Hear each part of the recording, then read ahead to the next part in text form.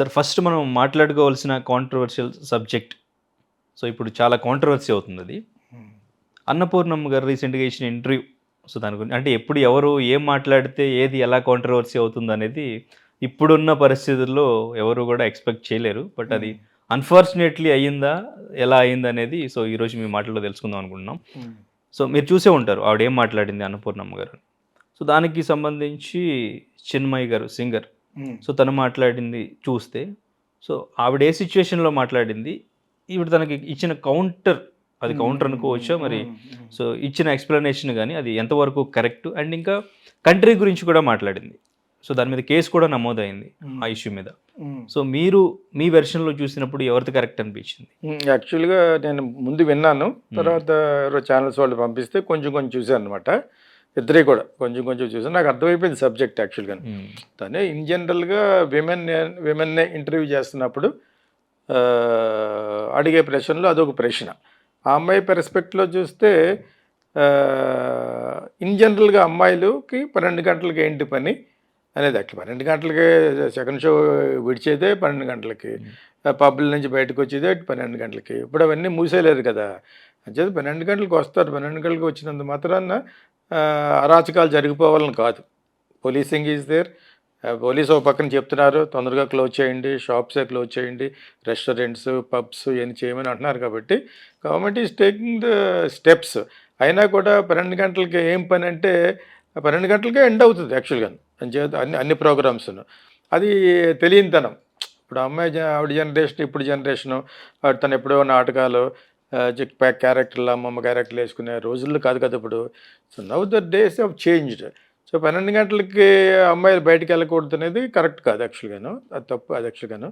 తప్పంటే ఆవిడ ఒక ముసలావిడలాగా చెప్పిన ముసలి స్టేట్మెంట్ అది. బట్ అదర్‌వైజ్ అమ్మాయిలేంటి, అబ్బాయిలేంటి ఇప్పుడు అందరూ సమానమే. అబ్బాయిలకి ఎంత హక్కు ఉందో అమ్మాయిలకి కూడా అంతే హక్కు ఉంది యాక్చువల్‌గాను. సో, అది డిఫరెన్షియేషన్ అలాగా మాట్లాడినందుకు హ్మ్. జనరల్‌గా చిన్మయి చాలా ఇంటెలిజెంట్ గర్ల్ యాక్చువల్‌గా. మంచి వాయిస్సు తను ఆహ్, చాలా బాగా మాట్లాడుతది. ఈ ఎక్స్‌టెంపర్‌గా మాట్లాడినప్పుడు కొంచెం కంట్రీ గురించి మాట్లాడింది కదా! హ్మ్. అవి కొంచెం ఒళ్ళు దగ్గర పెట్టుకుని మాట్లాడాలి. నువ్వు ఇంకొకళ్ళు మాట్లాడిన ఎప్పుడు వేలు పెట్టి చూపించే లక్షణం నీకున్నప్పుడు, నువ్వు మాట్లాడే మాటల్లో నువ్వు జాగ్రత్తగా ఉండాలి. బ్లడీ ఇండియా ఆ టైప్‌లో అనకూడదు. ఒకప్పుడు మన సినిమా ఫీల్డ్‌లో బ్యానర్‌ని తిడితేనే చాలా పెద్ద కాంట్రోవర్సీ అయిపోయింది. చాలా కాలం క్రితం. ఓకే. మనుషుల్ని తిట్టు గాని బ్యానర్ తిట్టొద్దన్నారు. అలాగే భారతదేశాన్ని ఇంకా అదొక అలవాటయిపోయింది. మన ఇండియాలో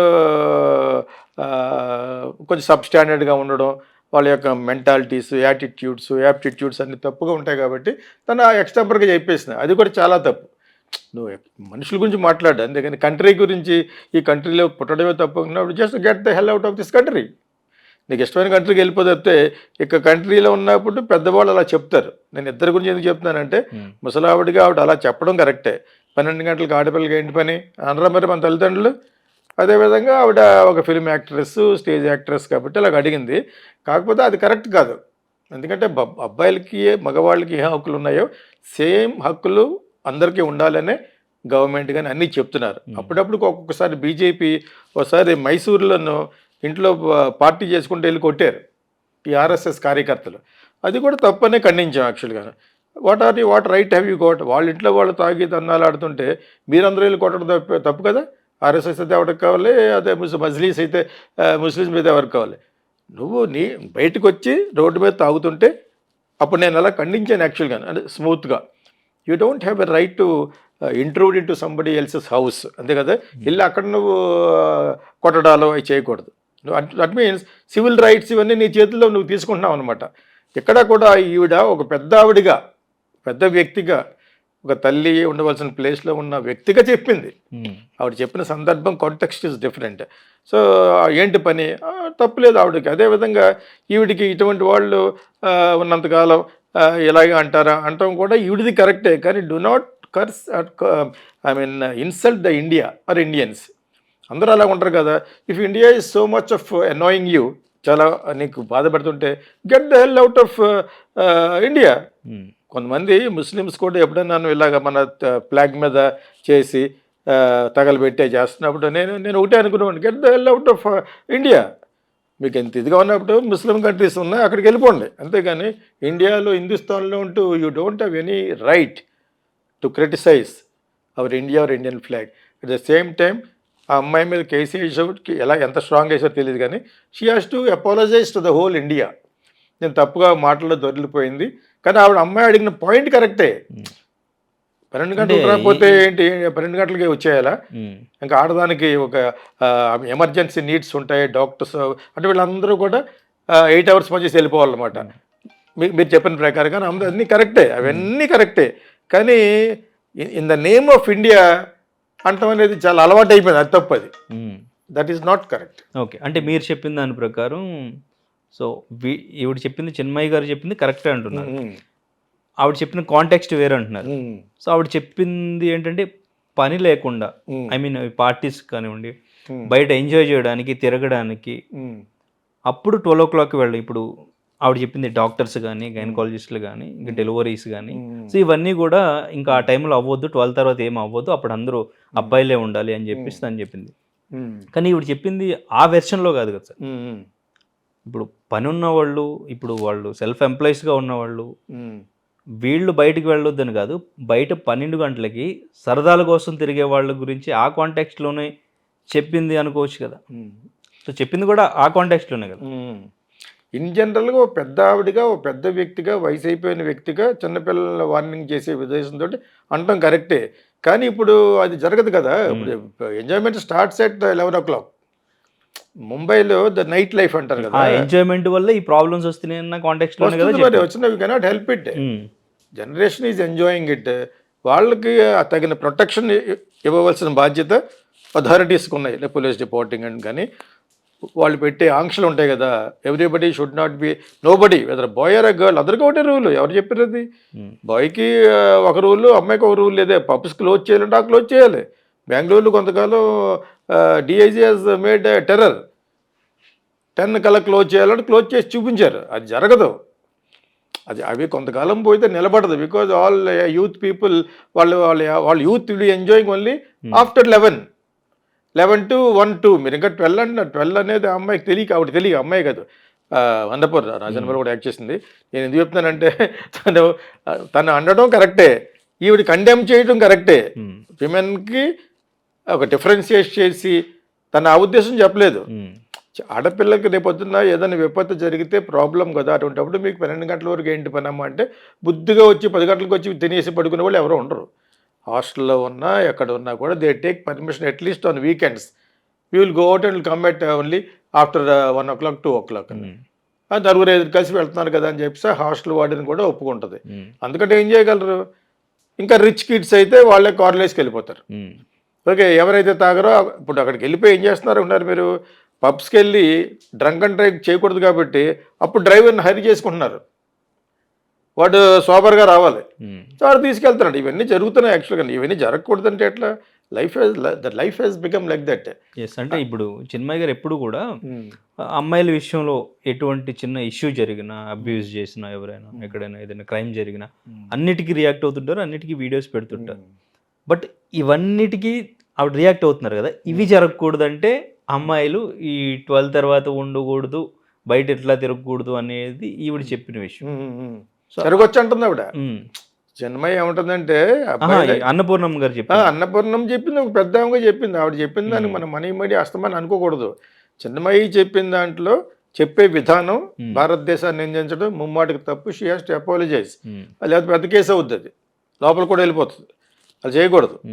అలా చేసిన ఇలాగ ఇండియా గురించి యాంటీగా మాట్లాడినందుకే మొన్న ప్రొఫెసర్ పాకిస్తాన్ నుంచి పిలిచారు కర్ణాటక గవర్నమెంట్ ఈ మధ్యన. ఎయిర్పోర్ట్ నుంచి పంపించారు. ఆవిడ ఒక హేట్ స్పీచ్ చేస్తుంది ఇండియా గురించి, వెరీ ఇంటెలిజెంట్. సో ఆవిడని పంపించేశారు. బట్ ఈవిడిది కొంచెం పెద్దదైందనుకో ఈ ఎలక్షన్ టైంలో వదిలేస్తారు కానీ, but otherwise it be a big case. Hold your tongue. నువ్వు మాట్లాడేటప్పుడు తెలుసుకోవాలి, ఆ మాత్రం విధవత లేదు నీకు.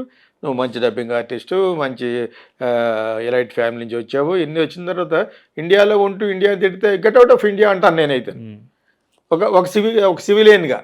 Otherwise you to apologise. Case పక్కన పెట్టండి, కేసు ఏదో వేసారు, ఏదో మాడతారు, నేను బై మిస్టేక్ అలాగ అనేసాను అని ఒక అపాలజీ చెప్పేస్తుంది. అదేం కాదు, కానీ it's not correct. Be a responsible Indian. Be a civilized citizen of India అంటాను నేను. ఆ అమ్మాయికి అందాలని చెప్తున్నాను చిన్న చిన్న మీ ఛానల్ ద్వారా.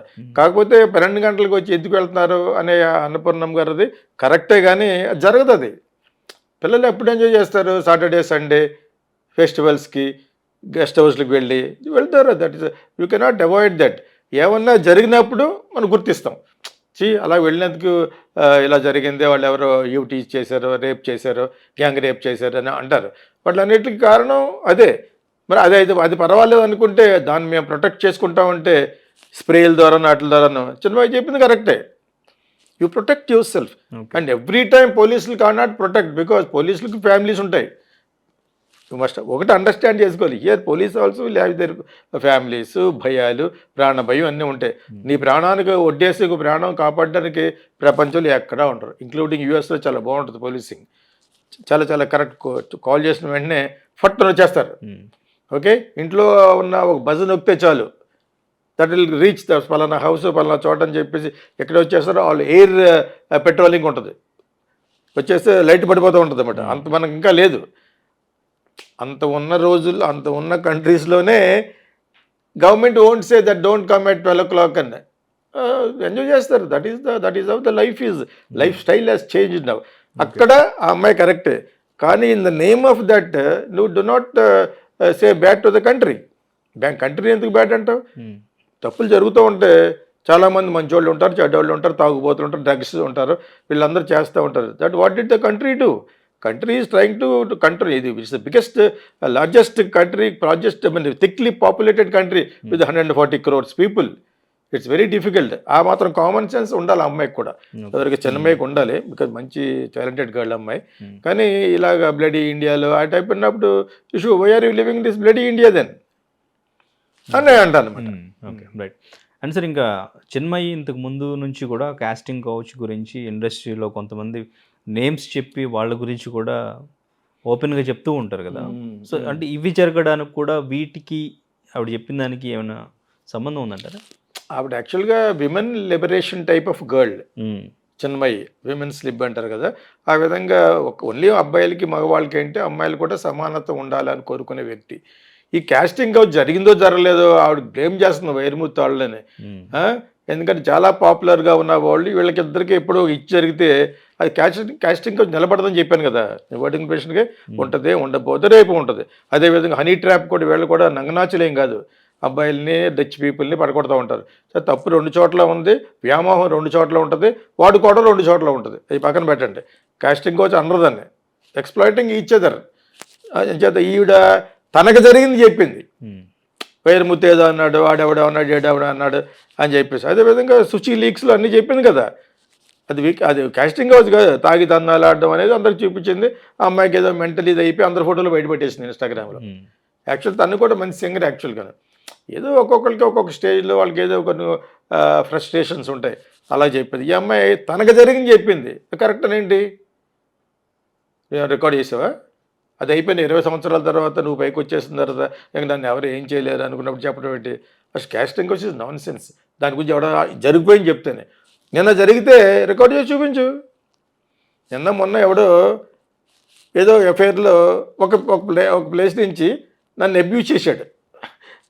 నాకెప్పుడు నా జీవితంలో ఎప్పుడు రికార్డ్ చేయలేదు. ఆ పక్క చూశాను, ఫోన్లో ఉందో ఏదో నొక్కాను, రికార్డ్ చేశాను. I complaint to the superintendent of police. నువ్వు అలా చేసి చెప్తే somebody is harassing me, asking me to sleep, లేకపోతే అది చేస్తాను ఇది చేస్తానంటే అలా దొరికితే పర్లేదు, కానీ ఎప్పుడో జరిగిపోయింది చెప్పడం అనేది నాన్ సెన్స్, బుల్షిట్. అలా చెప్పింది తను. ఎప్పుడో జరిగిపోయింది వైరముత్తు కేసులో.